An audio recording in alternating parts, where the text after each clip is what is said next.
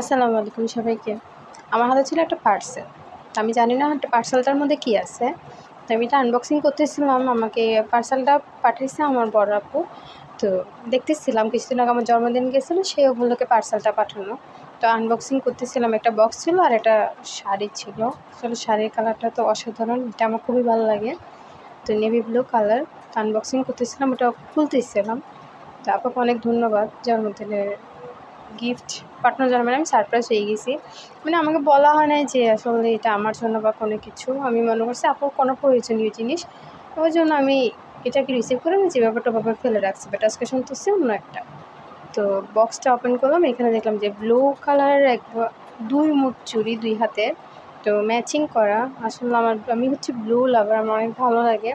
তো আমি চুড়িগুলো ট্রায়াল করে দেখতেছিলাম আসলে কেমন লাগতেছিলো। সবগুলো তো এখন পরা সম্ভব না, কয়েকটা পরে দেখতেছিলাম। আসলে অনেক ভালো লাগতেছিলো, আমার কাছে এত ভালো লাগতেছিলো বলার বাইরে। আমার কাছে ব্লু কালেকশন আরও আছে, বাট আরও ব্লু সব ব্লু একসাথে হচ্ছে, ভালোই লাগতেছিলো। তো আমি আবার রেখে দিচ্ছিলাম, ভালো লাগছে যে আসলে ক্লান্তির পরে যদি কোনো একটা জিনিস ভালো পাওয়া যায় তখন নিজের কাছে ভালো লাগে। এটা হচ্ছে কালেকশন, দেখতে অসাধারণ ম্যাচিং করে ভালোই লাগছে। ধন্যবাদ আপুকে।